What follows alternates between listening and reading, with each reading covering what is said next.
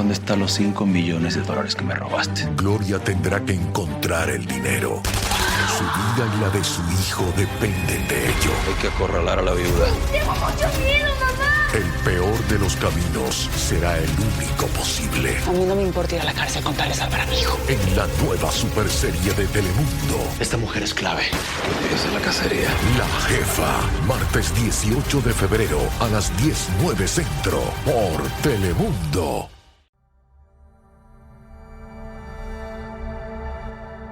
British Spy Stories Season 4 Double Agent Episode 8 The dawn light breaks through the sides of the blinds in the bedroom of the safe house on Concordiastrasse in central Zurich. Hans didn't sleep much last night as he watched Gabby in the bed and mopped her brow as the pain and fever lurched through her body. The hours between midnight and 3 had been the worst. He had even seriously thought about taking her to the military base outside Zurich for medical attention.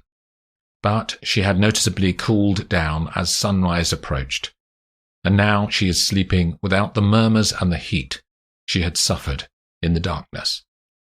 He walks to the kitchen to make himself food. He has bacon, eggs, and tea, then sits at the table as the light pushes on through the house. His phone vibrates in his pocket. The screen displays the words pizza shop, and he puts it on loudspeaker on the table in front of him. "Hey, Laravel," he says. "Hans, I've been calling Gabby, but she doesn't answer. Do you know where she is?" He breathes out heavily. "We cocked up, Jenny." "What happened?" "We did our disruption op on Amandine, and Gabby got shot." "Christ." "She only shot over their heads to scare them, but Zetkin was armed, and he hit Gabby in the shoulder." "How serious?" "Recoverable," says Hans. "She's asleep upstairs. Normal people should rest for 7 to 10 days. But given that she's a one-woman army, I reckon a couple of days, and she'll be doing handstands." "Where are you?" "Sigma 17, safe house." "That's in Zurich, isn't it? I'll come over later," she says. The light of the day is slipping away as Laravel arrives in the safe house. "I'm cooking. I've got wine," says Hans as she walks in. They chat over glasses of Malbec as he finishes the meal. Then they take their plates up to the bedroom where Gabby is lying asleep and continue talking to each other, but in whispers. Suddenly, Gabby's voice rolls out across the room. "I can bloody hear you two." "We didn't want to wake you, Gab," says Hans. "How'd you feel?" He gets up and leans over her to see how she is. She puffs out her cheeks, and her brain assesses her body for pain. "I'm okay," she says, and tries to sit up, but winces as a pain runs through her flesh. "Let me help you," says Hans, and he sits her up against the pillows. "Do you want food?" She nods, and he gets another plate from the kitchen. He sits on the bed and picks up a fork to feed her. "Don't fuss," she spits. Hans sits back down next to Laravel. Gabby picks up the fork and slowly starts to eat, with pauses between movements to let spasms of pain roll through her shoulder. Eventually, Laravel breaks the silence. "What happened on the lake?" Gabby looks sullen. "I wasn't wearing body armor. I was lucky that Zetkin didn't get a better shot. It won't happen again," she says. "What did they say in the house when they got back?" "Amandine was in shock." "Did they have any idea who the attackers were?" "Zetkin reckons it's some other gang that he's having a turf war with in Zurich." "Good. That gives a rationale in their minds that protects us," says Gabby. "Are we going to pause operations for your recovery?" says Hans. "We're not waiting," she is curt. "And that's the last time you mention my recovery. Okay?" "Sure." We go on. "There's some other stuff from the house," says Laravel. There may be more to the chauffeur than we thought. Hans and Gabby look at her. This bloke visited him, who he said was a friend, but he didn't introduce him to me. And afterwards, they were in the garden and it looked like the guy was reprimanding him. Like he was Luke's boss or something. What do we know about the chauffeur? Says Gabby. Local lad. Grew up in Zurich. No police records. Exactly, says Laravel. A normal guy. I'd swear the way he reacted to his friend was more like a subordinate than a mate. I'll see if I can find more on him, says Hans. I'll do an Interpol search. Maybe he appears somewhere. After another hour, Gabby is tired, and Laravel calls for a taxi to take her back to Amandine's house. The lights from the pubs, bars and restaurants in central London reflect in the puddles on the November pavements. In a taxicab, wending its way west from Tottenham Court Road, Riverside looks across at Loxby. Her face is deadpan, and he can see concern across her features. I'll be there, Emma. Close by. You don't need to worry. I'm not worried. What is it then? He says. You're not bouncing with joy. This is what I do, Rob. This is how I go about in the world. The conversation pauses. Then he says, Have you memorized the briefing on Webster? She nods and gives the merest grunt, but doesn't look away from the passing traffic out of the side window. Is your wire working? Yes! Don't mention any details about his personal life that you wouldn't know as an ordinary member of the public. I know. I'm just trying to help, he says. But she doesn't reply. After 2 minutes, Riverside says, We're here. The cab draws up outside the Charlotte Street Hotel. He walks across the pavement and goes inside. Loxby gets out, but doesn't follow him. She turns north up the road and walks along slowly, looking at the shops, then crosses the road and turns back on herself, dawdling back down the other side. 2 minutes after Riverside, Loxby walks into the hotel and heads for the bar. She orders whiskey on the rocks and sits at a table near the windows. She removes her long coat to show a black polo neck jumper, a black miniskirt and boots. She knows what Webster looks like from the file they have on him, but she can't see him yet. He had suggested this place, as he works a couple of minutes away, further along Charlotte Street. When he does arrive, she sees him straight away. He's muscular under his suit jacket, and his closely cropped head of brown hair gives him presence. Loxby spends a few seconds watching him after he walks in, as this is the only time that she will have the advantage of knowing who he is, without him knowing her. As Webster scans the tables, she raises her hand when his gaze moves past her. He echoes the movement and walks over.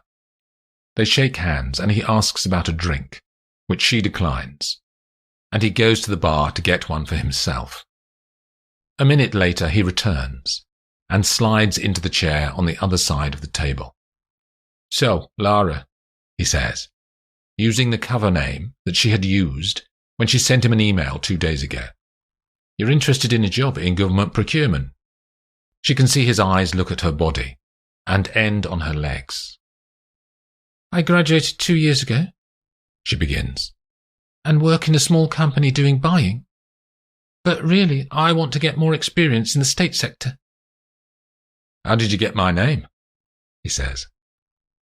I was searching online and saw an interview you did a year ago.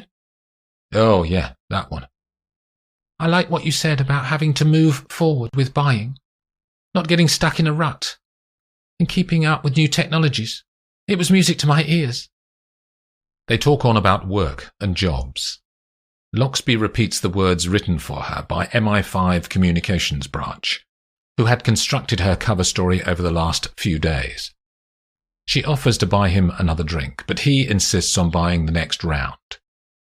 While Webster is at the bar, her eyes flick to Riverside, who is 20 feet away, at another table, pretending to read the Financial Times.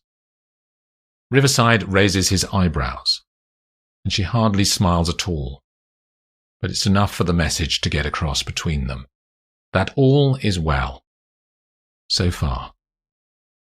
After half an hour of talking about the pros and cons of government procurement jobs, she changes the subject.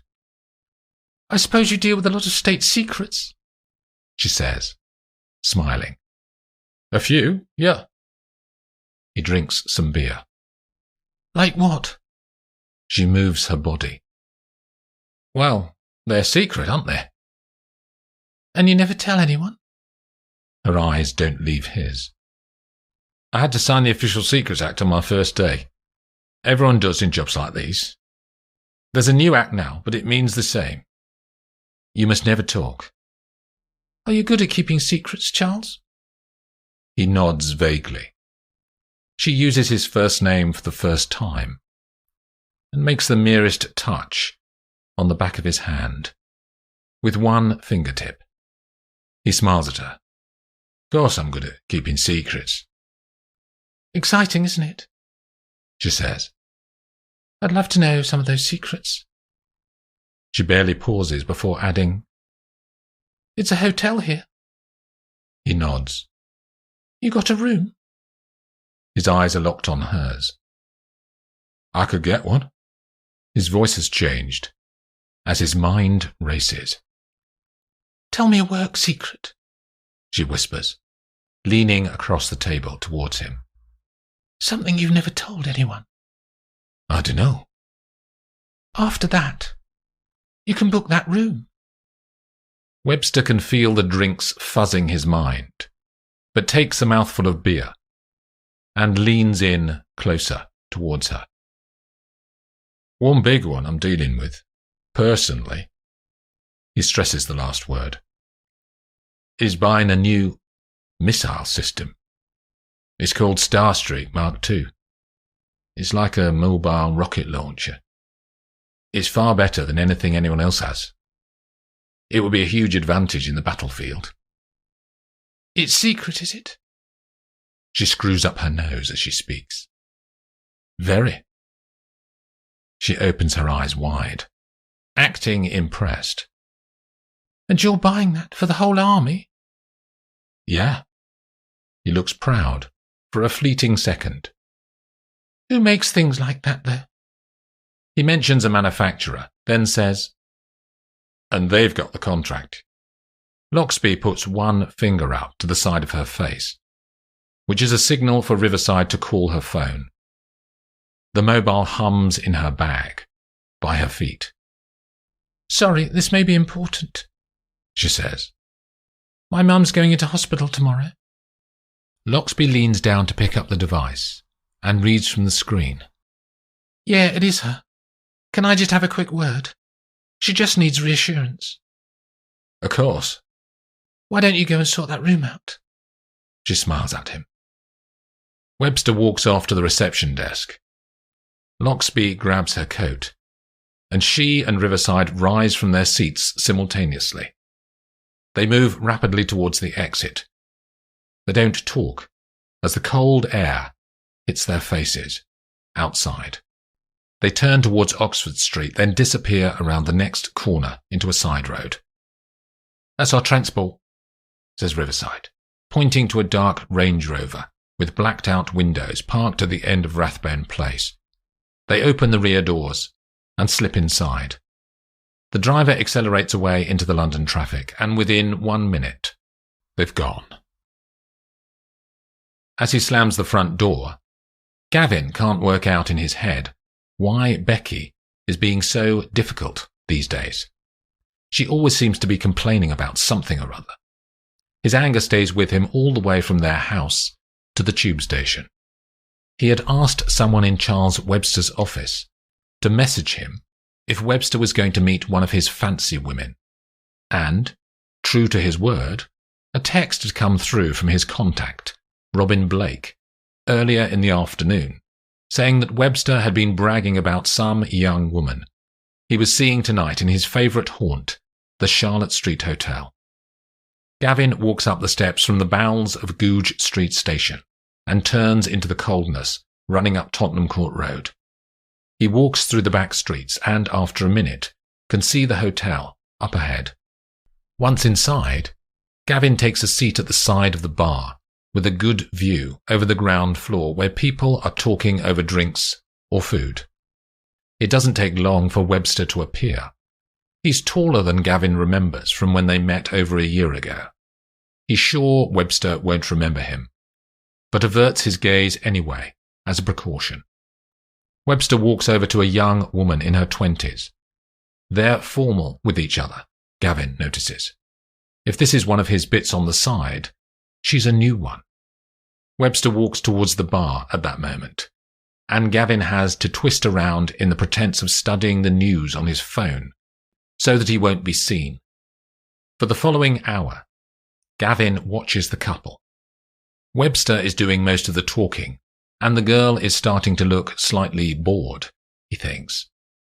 But, just as Gavin is starting to give up hope of collecting any dirt on the man, the couple start to get more intimate. Gavin pulls out his phone and angles it to capture photos of them. He gets clear images of the girl putting her hand on Webster's leg, and of Webster leaning in close to her, and her smiling gaze back at him. After that, Webster stands up and goes to the hotel reception for some reason. While he is at the desk, the young woman stands too, and another man walks over to her.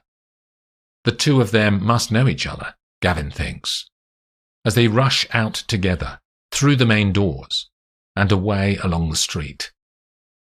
Webster returns to the table and looks bewildered, as there is no sign of the girl. He looks around the place, even sits down again and waits for her to return. But she doesn't appear. After 10 minutes, Gavin watches a dejected Webster pull on his coat and walk outside. He smiles to himself at Webster's bad luck, then drinks up his beer and leaves the place too. He arrives home at almost 10, and Becky is already asleep. As he undresses, he thinks about the photos he got tonight, and realizes that he has decided to play hardball with Rose. He sends her an email saying that the price has gone up for his services. Then he goes to bed.